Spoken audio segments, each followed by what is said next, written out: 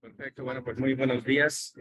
Pues, bienvenidos a un conversatorio más del Frente Amplio de Mexicanos en el Exterior.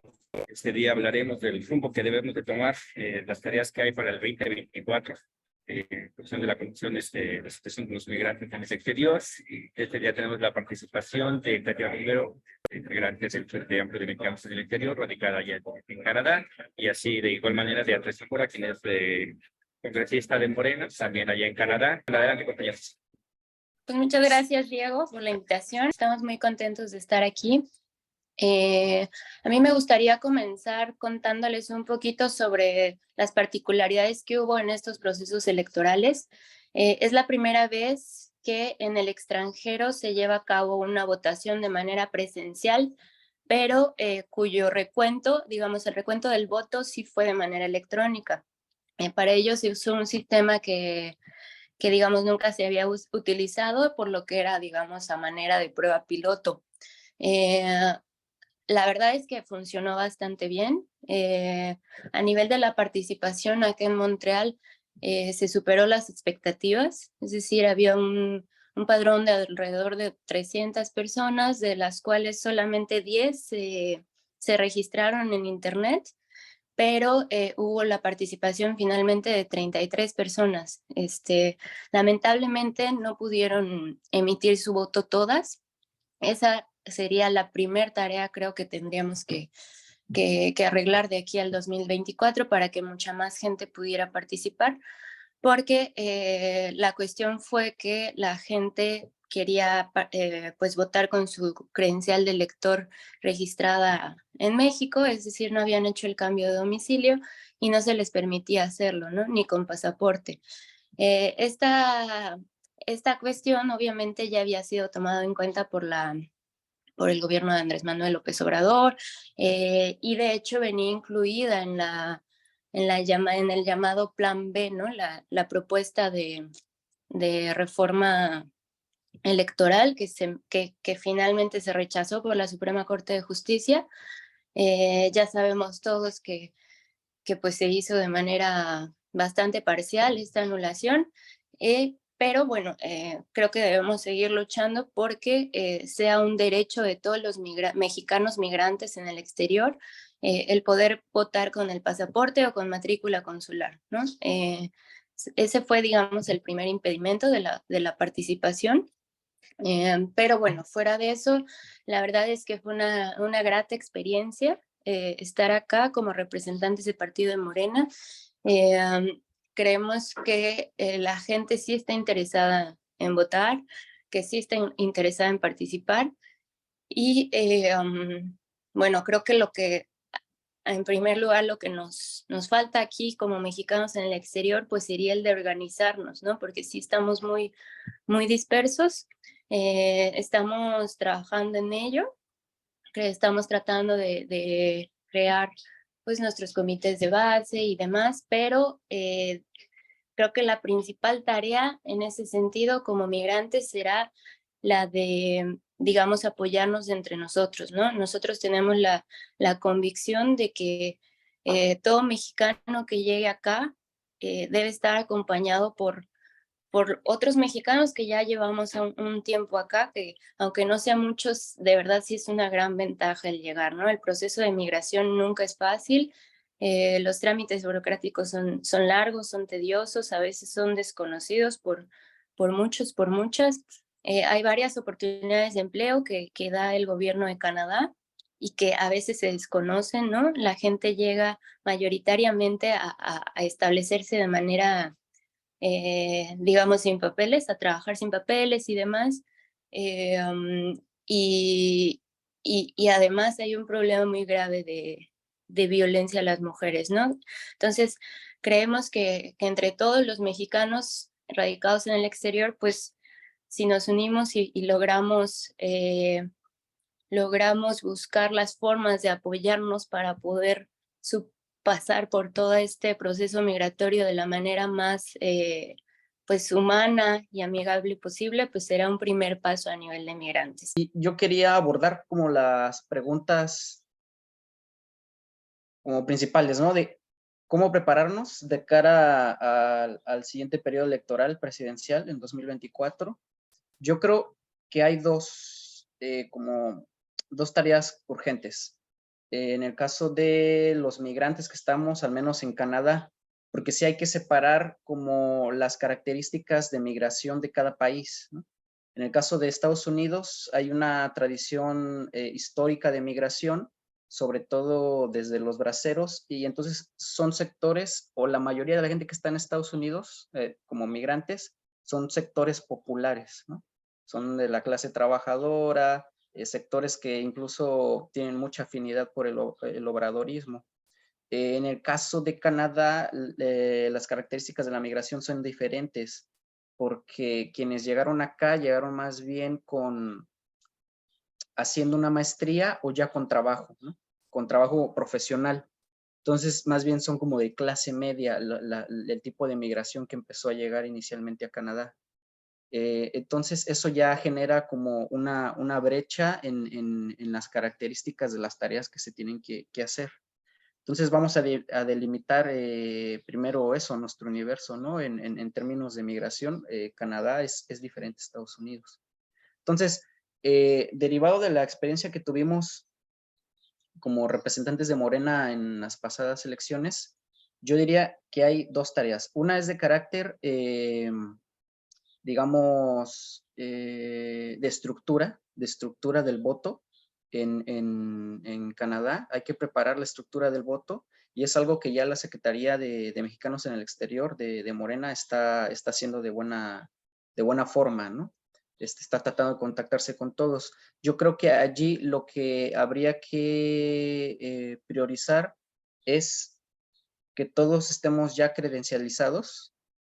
Si es que no podemos conseguir, y yo creo que no se va a poder en el corto plazo, el cambio en la ley de que podamos votar con una INE normal de México o con nuestra matrícula consular o con nuestro pasaporte, ¿no? Lo que se tiene que hacer ahora es tener una INE con los datos, digamos, de Canadá para poder votar, o en su defecto tener una INE registrada con anterioridad ante el INE. O sea, hay que hacer un registro de que vamos a votar de manera presencial para que la hagan válida, ¿no? Entonces, ese es un gran problema porque no siempre circula la información. Entonces, la gente se estuvo informando mediante los anuncios que salían del consulado y otros tantos directamente desde las notificaciones que tenía el INE, pero no fue suficiente. Entonces, yo creo que una de las tareas para preparar la estructura del voto precisamente es que quienes estamos acá tratemos de buscar los canales de comunicación. O sea, sería genial que pudiéramos tener un periódico impreso, ¿no? Que podamos entregar en las zonas donde hay más mexicanos viviendo, en las áreas de trabajo, ¿no? Y distribuirlo por toda la ciudad. Pero eso pues es muy difícil y es caro. Sería también genial que nos pudieran dotar de una buena cantidad de regeneración del periódico de Morena para poderlo distribuir. Entonces, eso yo creo que puede ser una vía y donde tengan apartados de cómo estar arreglándoselas con las fechas de la votación y cómo registrarse y demás. Pero por ahora creo que lo que tendríamos que echar adelante son como grupos de Facebook. Acá es muy común que la gente acuda a grupos de Facebook para buscar trabajo, ¿no? Hay una comunidad en Facebook como de 12,000 mexicanos o 15,000 mexicanos que están al pendiente de un grupo, ¿no? De Facebook, en donde a veces se suben ofertas de trabajo, pero generalmente son nimiedades, ¿no? Son cosas sin importancia. Yo creo que si podemos canalizar un grupo de gente que esté interesada en la cuarta transformación y poder distribuir ahí información, sería un primer paso para resolver ese problema. Sí, pues yo estoy de acuerdo en que la falta de comunicación y de difusión de la información ha sido uno de los mayores obstáculos y hay que superarlos. Quizá bastaría con un folleto, ¿no? Informativo, infografía que explique paso a paso las únicas dos formas que hay para poder ejercer tu voto en el extranjero, ¿no? Porque sí, evidentemente hay voluntad para venir a votar, pero no circula mucho la información, ¿no? A pesar de los esfuerzos del consulado. Entonces creo que sí hay que darle por ese lado. Y bueno, ya hablando en cuanto al proyecto de la 4T, bueno, yo creo que la primera tarea que tenemos todos es la de continuar con los grandes esfuerzos que se han estado haciendo, ¿no? Ya el sábado fuimos testigos del recuento que hizo Andrés Manuel López Obrador de todas las conquistas que ha habido, que se han logrado consolidar a través de su gobierno, pero que no son solo conquistas del presidente, ¿no? Es decir, vienen de años de luchas, de años, de antes de que incluso yo naciera, ¿no? Entonces eso hay que tenerlo en mente, hay que defenderlo como tal, como años de luchas del pueblo organizado que han logrado consolidar a través del gobierno de la 4T todas esas conquistas, ¿no? La verdad es que son incluso así sueños hechos realidad por los que muchos nos hemos ahí desmañanado en las calles, ¿no? Haciendo manifestaciones, haciendo marchas, haciendo mítines, haciendo plantones. Entonces, creo que la primera gran responsabilidad es la de defender todas esas conquistas, ¿no? ¿Por qué? Pues porque nos van a asegurar un piso mínimo de bienestar a las clases populares a futuro, ¿no? Estoy hablando de la pensión a adultos mayores como medida universal, ¿no? Que se elevó ya a rango constitucional. Estoy hablando del servicio de salud pública, igual, universal, gratuito. Es un derecho que también pues todo el mundo necesitamos para tener un piso mínimo de bienestar. Estoy hablando de la canasta básica que está disponible en Diconsa. Estoy hablando de la autonomía energética, ¿no? Por la que tanto hemos luchado, porque hubo gobierno tras gobierno que quería privatizar la empresa petrolera y la empresa energética. Entonces, ahora que vemos tan fortalecidos todos estos puntos, pues tenemos que defenderlo. Esa es la primera gran responsabilidad, ¿no? Y bueno, tareas pendientes creo que hay muchas, pero pues yo me enfocaría en tres principalmente. La primera sería que creo que sí hay una gran deuda histórica justo con la comunidad migrante, ¿no? Tanto la comunidad migrante en el exterior como los que pasan de tránsito por nuestro país, ¿no? Creo que no podemos exigir un trato digno, un trato humano si no estamos dando a nuestros hermanos centroamericanos un trato humano y un trato digno, ¿no? Hay mucha violencia, todos lo sabemos, ¿no? Sufren todo tipo de delitos nuestros hermanos centroamericanos en la frontera sur y pues ese es un asunto que se tiene que resolver y que creo que como migrantes también tenemos que exigir. Bueno, la segunda cosa que yo diría es la cuestión de las mujeres, ¿no? Es verdad que la 4T ha hecho un gran esfuerzo, ¿no? Por poder simplemente dejar que ocupemos los espacios de poder que merecemos, ¿no? Ahí tenemos ya 2 secretarias de gobierno, cosa que nunca había ocurrido en la historia. Ha habido una disminución de los feminicidios también. Hay varios esfuerzos, pero creo que necesitamos hacer más porque se nos sigue yendo la vida, ¿no? Por el mero hecho de ser mujeres.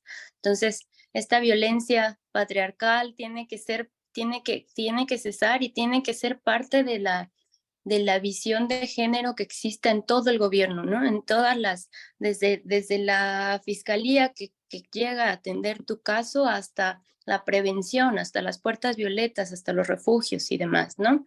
Y a eso voy con mi tercer punto. El tercer punto, ya para finalizar, es que creo que una gran tarea pendiente es la democratización del sistema judicial. desde el nivel más bajo, desde las fiscalías estatales hasta la Suprema Corte de Justicia, ¿no? La vemos plagada de corrupción, plagada de irregularidades, hay un trato inhumano a las víctimas del delito. En la Suprema Corte lo hemos visto, ¿no? Hay un actuar en colusión casi partidaria con la oposición, ¿no? Están operando para la derecha, para las clases privilegiadas. Entonces, y evidentemente lo hacen para preservar sus privilegios, ¿no? Entonces creo que esa es otra gran tarea que tenemos pendiente como proyecto de la 4T, para poder continuar justo con esta, yo sí ya le llamaría transformación, porque sí estamos viviendo un cambio en nuestras condiciones materiales de vida, ¿no? Es cuanto. ¿Qué tareas tenemos entonces los mexicanos en el exterior, las mexicanas en el exterior de aquí al 2024? Yo ya hablé de la estructura del voto, o sea, creo que tenemos que ponernos muy pilas con generar una gran red que pueda motivar o que pueda informar sobre cómo van a estar instaladas las casillas, sobre qué se necesita para votar y estar como motivando, digamos, propiciando y consolidando esa estructura del voto, no solo de la defensa, ¿no? De quienes vamos a estar defendiendo el voto, sino de que la gente vaya a votar. Sí hay mucha gente interesada en votar, pero luego lo que vimos acá es que no saben dónde está la casilla y no saben qué se necesita, ¿no? Porque como estamos en el exterior, no basta solamente con traer tu INE. Entonces, lo que quería yo rematar como segunda tarea es el tema del proyecto de nación para 2024. Como saben, se mandató en el tercer congreso de Morena y está en el estatuto que se tiene que generar una comisión especial de redacción del proyecto de nación que ya está conformada, son 21 personas, ¿no? Son 21 personas entre intelectuales como Paco Ignacio Taibo, Armando Bartra, también funcionarios públicos, ¿no? Está Hugo López-Gatell, etcétera, etcétera. Esta comisión va a recibir las propuestas de la militancia de Morena, de los simpatizantes de Morena en todo el país, pero también fuera del país, ¿no es cierto? Donde estamos ya involucrados los migrantes. Van a concentrar las propuestas que se tienen y la comisión redactora va a elaborar un proyecto de nación del 2024 al 2030 que el candidato o la candidata de Morena se tiene que comprometer a llevar a cabo. Entonces, esta me parece una tarea de primer orden por varias cosas, porque uno, el documento va a trazar como las líneas estratégicas que se tienen que seguir en el siguiente periodo de la cuarta transformación, pero al mismo tiempo es un modo táctico de conformar o de construir la unidad, ¿no? Entonces, ese es a donde yo quería ir. Como migrantes, tenemos que impulsar la estructura del voto que no está consolidada, sobre todo en Canadá, pero también tenemos que abonar al proceso de construcción de unidad del partido, ¿no? Y yo creo que la redacción del proyecto de nación va a ser un modo táctico de hacerlo. ¿Por qué? Porque se van a incluir a todas las voces, porque va a haber participación democrática de todas y todos. Y entonces yo creo que en ese recorrido, en lo que vamos construyendo el proyecto de nación, si se respetan los estatutos, si se respetan los acuerdos, si se incluye a todas las voces, yo creo que vamos a poder construir la unidad que se necesita para llegar a las elecciones presidenciales. Y si el candidato o la candidata asume su compromiso con el proyecto de nación, lo cual incluso está dentro de los estatutos, ¿no? O sea, tienen que hacerse cargo de ese proyecto de nación, si no, no pueden ser elegibles como candidatos.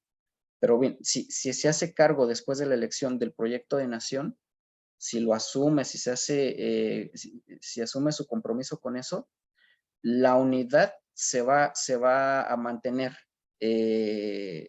después de las elecciones. O sea, se va a mantener durante todo el proceso de gobierno y entonces vamos a tener posibilidades de ir por un tercero, ¿no? Entonces, yo creo que como migrantes tenemos que participar en esa discusión. Y la forma de hacerlo es, hasta ahora, generando un comité, registrándolo o ratificándolo. Entonces tenemos que estar, digamos, al tanto de eso, de revisar las convocatorias y de poner nuestra voz en esa gran discusión que se va a dar sobre el proyecto de nación. Entonces eso sería todo de mi parte. Yo creo que en estos meses tenemos esas dos tareas: estructura del voto y la construcción de la unidad de todas las corrientes mediante el proyecto de nación. Eso sería todo, digo. Muchas gracias, Andrés. Muchas gracias, Katia. Hay una realidad que es que el próximo presidente o presidenta será de Morena. Y la convocatoria para elegir quién va a ser de la encuesta va a ser abierta a todo el público y es de interés nacional que todo ciudadano mexicano participe.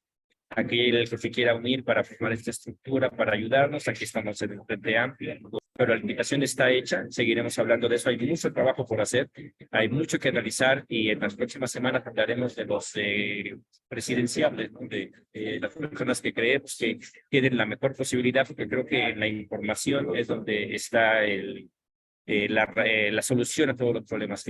Nuevamente les agradezco, Andrés, Katia, Andrés, muchas gracias y pues nos seguimos en el chat. Hasta pronto. Hasta pronto, Diego. Muchas gracias. Gracias, Diego. Hasta luego.